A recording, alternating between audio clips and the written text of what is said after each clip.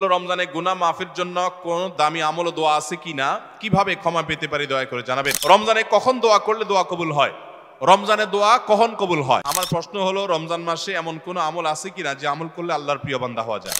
ইফতারের পর সিগারেট খাওয়া যাবে কিনা? রাত 12টার পূর্বে সাহরি খেলে রোজা হবে কিনা? রমজানে নারীদের প্রচুর ব্যস্ততা থাকতে হয়, তাই নারীদের জন্য অধিক ফজিলতপূর্ণ কোনো আমল আছে কিনা? ইফতারের সময় আজান দেওয়া হয়, তখন কি আজানের জবাব দেওয়া উত্তম নাকি ইফতার করা উত্তম? খুবই দরকারি একটা প্রশ্ন, খুবই দরকারি একটা প্রশ্ন। কারণ রমজানে কখন দোয়া করলে দোয়া কবুল হয়, রমজানে দোয়া কখন কবুল হয়? এরপরে প্রশ্ন হলো, রমজানে গুনাহ মাফের জন্য কোন দামি আমল ও দোয়া আছে কিনা, কিভাবে ক্ষমা পেতে পারি দয়া করে জানাবেন। রমজানে গুনাহ মাফের জন্য আল্লাহ তাআলার কাছে তওবা এবং ইস্তেগফারের কোনো বিকল্প নাই। তওবা ইস্তেগফারই হলো গুনাহ মাফের প্রধানতম মাধ্যম।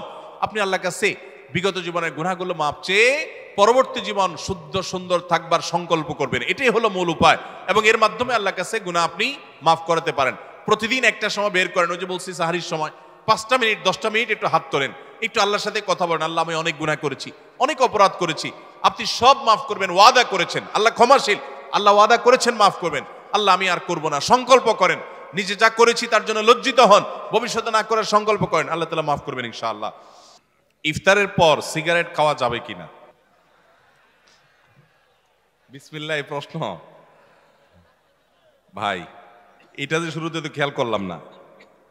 ইফতারের পর সিগারেট খাওয়া যাবে কিনা, এটা কোনো কথা হলো ভাই?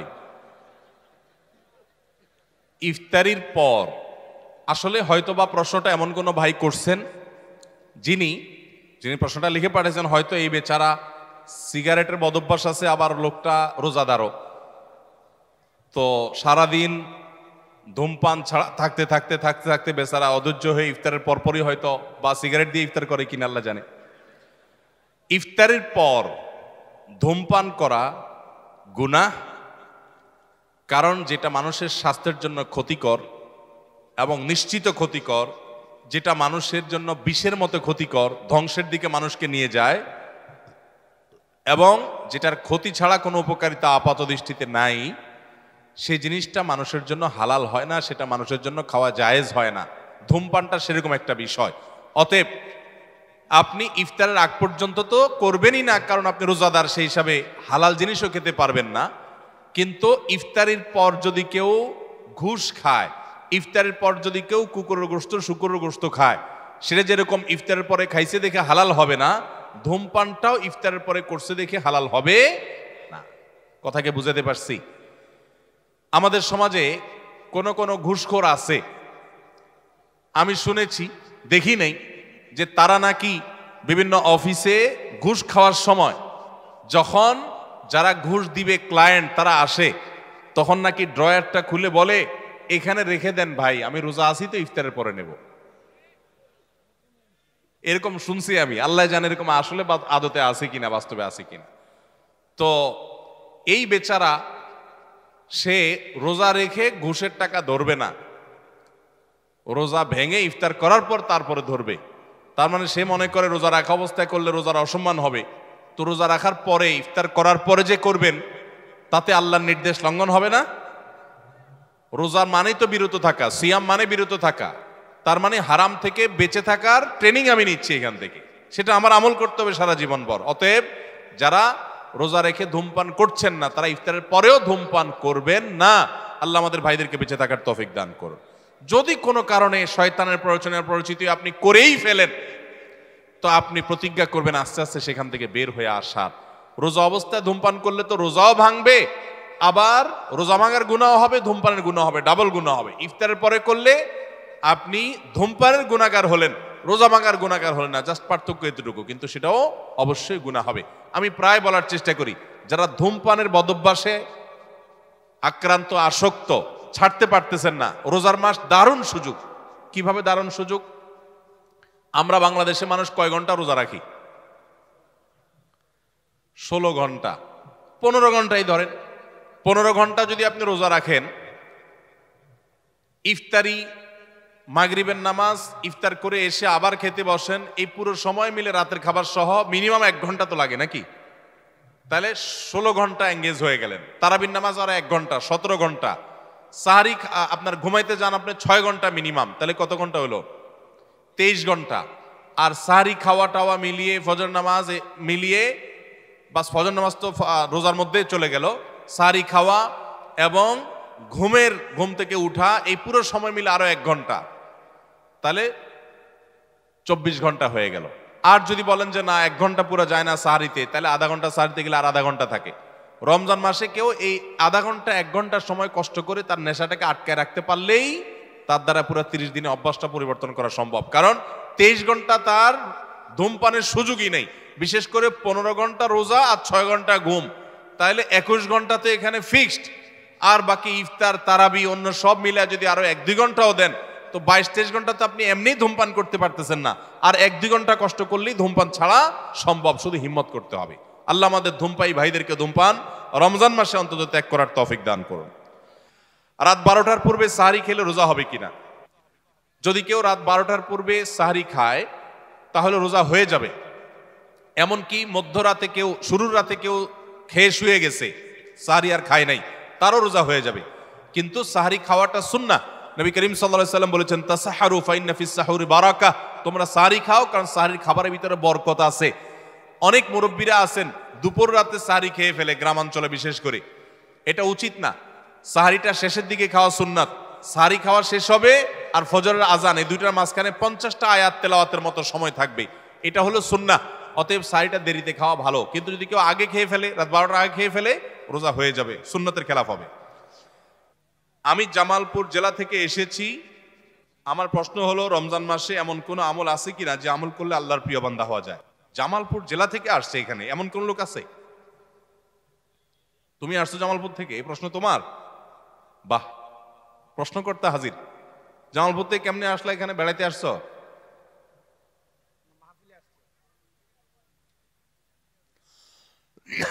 বগুড়া তোমার ভাই থাকে তো, জামালপুর থেকে বগুড়া আসছো, এখান থেকে আসছো, তাহলে মাহফিলের জন্য তার আসো নাই? ও মাহফিলেই আসছো, ভাইয়ের বায়া হয়ে, মাশাআল্লাহ। যাই হোক, ঠিক আছে, বসো। তোমার সাথে আলাপ আমার উদ্দেশ্য না, মানে আমি অবাক হয়েছি যে জামালপুর কোথাও, অনেক দূর না, ময়মনসিংহ পার হয়ে। যাই হোক, জামালপুর থেকে আসছে ভাই, তোমার প্রশ্নটা চলে আসছে, নসিব ভালো, বহু প্রশ্নই তো আসছে সবাই। রমজান মাসে এমন কোন আমল আছে কিনা যা করলে আল্লাহর প্রিয় বান্দা হওয়া যাবে? ভাইরা আমার, এই প্রশ্ন উত্তরে আমি বলতে চাই, রমাদান মাসে আল্লাহর নৈকট্য লাভের জন্য যে সুযোগটা তৈরি হয়, এটা বছরের অন্য কোনো মাসে হয় না। সেটা কিভাবে?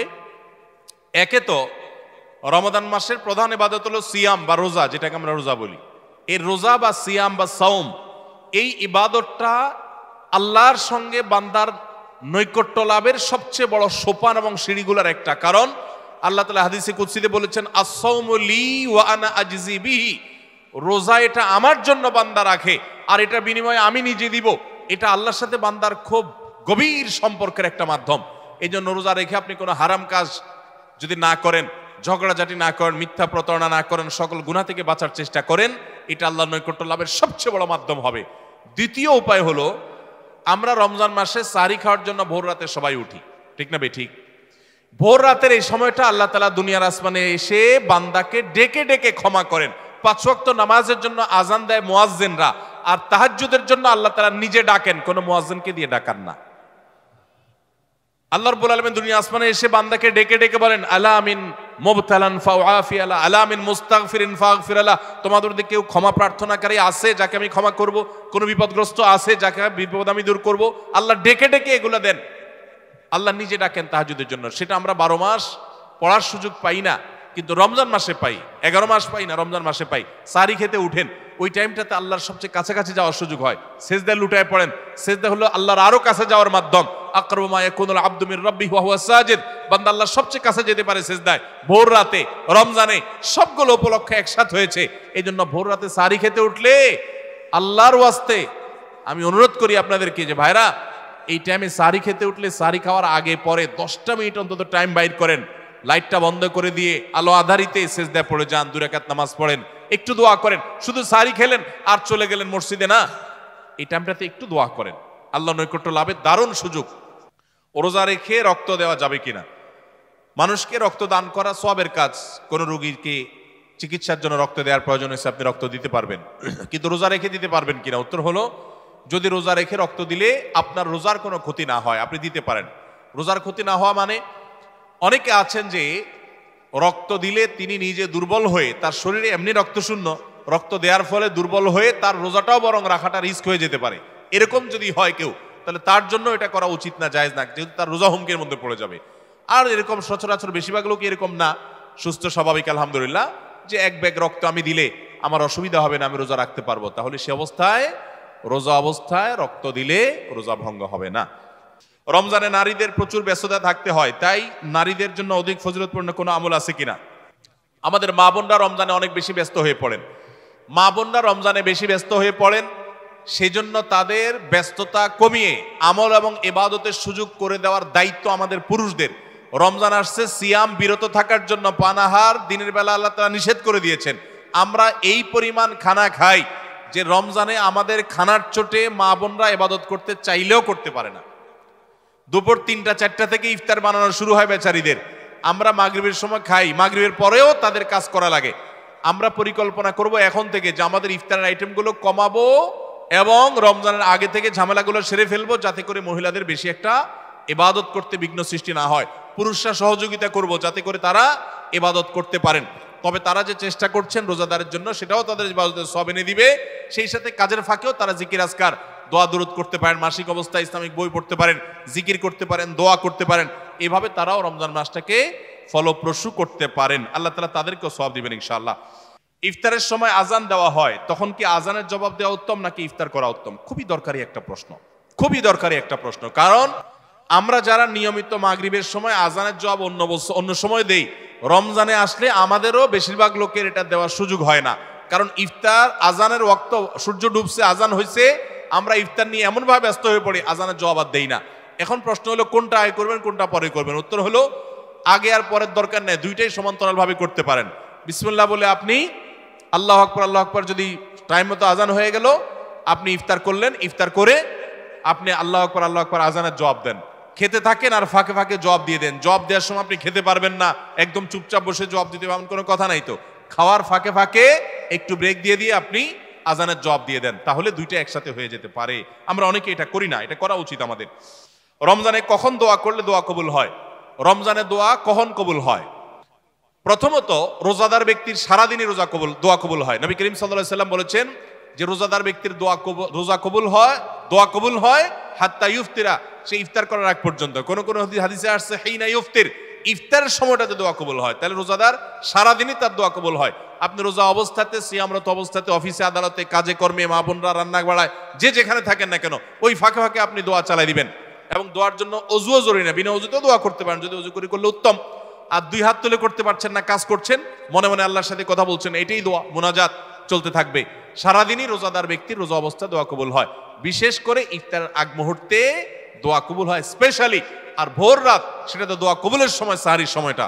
তাহলে সারাদিন, ইফতারের আগে এবং সাহারির সময়, 3 সময় রমজান মাসে দোয়ার জন্য বিশেষভাবে যত্নশীল থাকবো। সাহারি ও ইফতারে কোনো দোয়া আছে কিনা? সাহারি এবং ইফতারের দোয়া আছে, বিশেষ করে ইফতারের দোয়া আছে, সাহারির জন্য আলাদা কোনো দোয়া নেই। ইফতারের দোয়া হলো বিসমিল্লাহ বলে ইফতার শুরু করবেন, আর ইফতার করার পরে দোয়া করবেন যাহাবাজ জামা ওয়াবতাল্লাতিল উরুক ওয়া সাবাতাল আজরু ইনশাআল্লাহ। যাহাবাজ জামা ওয়াবতাল্লাতিল উরুক ওয়া সাবাতাল আজরু ইনশাআল্লাহ। আল্লাহুম্মা লাকা সুমতু আল রিজকিকা আফতারতু, এটাও হাদিসে আছে। কিন্তু এই যাহাবাজ জামা ওয়াবতাল্লাতিল উরুক ওয়া সাবাতাল আজরু ইনশাআল্লাহ যেটা বলেছি, এইটা বেশি অনেক হাদিসগুলোতে আছে এবং সনদের দিক থেকে অনেক বেশি স্ট্রং, অনেক বেশি প্রসিদ্ধ, এবং অর্থটাও বেশ চমৎকার। যাহাবাজ জমা মানে হলো আমার ক্লান্তি দূর হলো, ওয়াবতাল্লাতিল উরুক মানে শিরাগুলো সব আর্দ্র হলো, যে পানি পান করেছি, ইফতার করেছি, এবং ওয়াসাবাতাল আজরু ইনশাআল্লাহ, আল্লাহর কাছে বিনিময় দাঁড়িয়ে গেছে ইনশাআল্লাহ। এটা ইফতার করার পরে বা কিছুটা খেয়ে তারপরে এটা পড়া সুন্নাত। যাহাবাজ জমা ওয়াবতাল্লাতিল উরুক ওয়াসাবাতাল আজরু ইনশাআল্লাহ। আর ইফতারির একবারে শেষের দিকে আপনার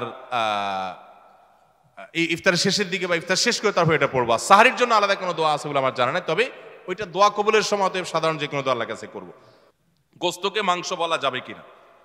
অনেকে এটা নিয়ে খুব আপনার শক্তভাবে বলেন যে গোস্তকে মাংস বলা যাবে না, বললে গুনাহ হবে। কেন?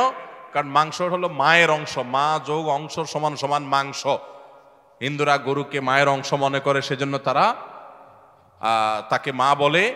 এই জন্য ওই গরুর গোস্তকে মাংস বলা হয় মায়ের অংশ থেকে। আমরা তো সেটা মনে করি না, অতএব আমরা মাংস বললে গুনাহ হবে। এগুলা সঠিক কথা না। গোশতকে মাংস বললে কোনো অসুবিধা নাই। কারণ প্রথমত অংশ তালিব্যস দিয়ে রেখেন না, আর মাংস লিখলে মহাকার অনুস্বকার তালিব্যস না দন্তস, তাহলে এটা অংশ থেকে হইলে কিভাবে বোঝা গেল? আর দ্বিতীয় কথা হলো, মায়ের অংশ তো হিন্দুরা গরুকে মনে করে, ছাগলকে তো মায়ের অংশ মনে করে না, মুরগির তো আর মনে করে না। তো আমরা তো ছাগলের মাংস বলি, মুরগির মাংস বলি, আর এটা অথেন্টিক কোনো সোর্স থেকে প্রমাণিত নয় যে সেখান থেকেই মাংস এবং সে উদ্দেশ্যেই মাংস বলা হয়। বিদায় গোশতকে মাংস বললে কোনো অসুবিধা নাই। স্বামী স্ত্রী একসাথে নামাজ পড়া যাবে কিনা, এবং যদিও পড়া যায় তাহলে তার নিয়ম কিভাবে? স্বামী স্ত্রী একসাথে নামাজ পড়তে পারেন, যার যার নামাজ আলাদা আলাদা পড়লে তো পাশাপাশি পড়তে পারে। জামাতে নামাজ পড়লে স্বামী সামনে দাঁড়াবেন, স্ত্রী পিছনে দাঁড়াবেন, এবং স্বামী একামত দিবেন, আবার ইমামতিও করবেন, করে জামাতে নামাজ পড়তে পারেন যদি তারা দুজন হন। রোজা অবস্থায় স্বামী স্ত্রী একে অপরকে চুম্বন করতে পারবেন কিনা? যদি এটার ফলশ্রুতিতে নিজেকে নিয়ন্ত্রণ হারিয়ে ফেলার আশঙ্কা থাকে তাহলে জায়েজ নেই, আর সেরকম আশঙ্কা না থাকলে জায়েজ আছে, এবং বিভিন্ন হাদিস দ্বারা এটি প্রমাণিত আছে যে এটা যদি অনিয়ন্ত্রিত হয়ে যাওয়ার আশঙ্কা না থাকে তাহলে এটা জায়েজ আছে, এবং হাদিস দ্বারা সেটি প্রমাণিত। হাজরা আসওয়াদ নাকি দুধের মতো সাদা ছিল, কিন্তু আদম সন্তানের পাপের স্পর্শে পাথরটা নাকি কালো হয়ে গেছে, কথাটা কি সত্য? হ্যাঁ, এ মর্মে হাদিস আছে, এটি জান্নাত থেকে আসা পাথর, এবং এটি বনি আদমের যে পাপ সেগুলোকে মোচন করেছে, করতে করতে সেটা কালো পর্যন্ত হয়ে গেছে, এরকম একটি রওয়ায়াত আছে। কি কি কারণে একজন ইমামের পিছনে নামাজ পড়া যাবে না? একজন ইমামের পিছনে নামাজ পড়া যাবে না যখন তিনি শিরকে আকবরে লিপ্ত হবেন, কুফুরে আকবরে লিপ্ত হবেন, অর্থাৎ ইমান চলে যাওয়ার মতো কোনো কাজ যদি করে তাহলে ওই ইমামের পিছনে নামাজ পড়া যাবে। ধরুন তিনি কোনো মাজারে সিজদা করেন, মাজারে তিনি শিরকে আকবরে লিপ্ত হন, আল্লাহর প্রতি অবিশ্বাস হয়, কুফুরি হয়, এরকম কোনো কিছুতে লিপ্ত হন, তিনি নিজে কুফুরি কালামের সাথে, কুফুরের সাথে জড়িত, কুফুর আকবরের সাথে জড়িত, তাহলে সেক্ষেত্রে তিনি ইসলামদের গণ্ডি থেকে খারিজ। কুফর এবং শিরকে আকবর যদি করে কেউ, মুসলমানই না, তার পিছনে নামাজ পড়া যাবে না। এটা ছাড়া অন্য কোনো গুনাহ বা পাপ যদি তার মধ্যে থাকে, সে প্রকাশ্যে কোনো গুনাহে লিপ্ত, কোনো পাপে লিপ্ত, সুদের কারবার লিপ্ত, জেনায় করেছে, এরকম যদি কোনো পাপে লিপ্ত হয় তার পিছনে নামাজ পড়লে নামাজ হয়ে যাবে। কিন্তু এরকম ইমামকে ইমাম হিসাবে নিযুক্ত করা মসজিদ কমিটির লোকদের জন্য জায়েজ নাই, যে প্রকাশ্যে গুনাহে লিপ্ত, তাকে ইমামতি থেকে খারিজ করে যোগ্য লোককে সেখানে বসানো তাদের কর্তব্য। কিন্তু যদি ইমাম কর্তৃপক্ষ সেটা না করে, আপনি তার পিছনে নামাজ পড়লে নামাজ আপনার হয়ে যাবে। আমার মনে আমি শেষ করি, সাইফুল্লাহ ভাই বসে আছেন, রাত অনেক হয়েছে, প্রশ্ন আরো যেগুলো আছে সেগুলোর উত্তর ইনশাআল্লাহ বিদিনিল্লাহ আমরা পরবর্তী কোনো লাইভ অনুষ্ঠানে অথবা ইনডোর প্রোগ্রামে আমরা আল্লাহ চাইন তো দিয়ে দেবো, যেহেতু মাহফিল, আমরা এই বছর তো আর মাহফিল নাই।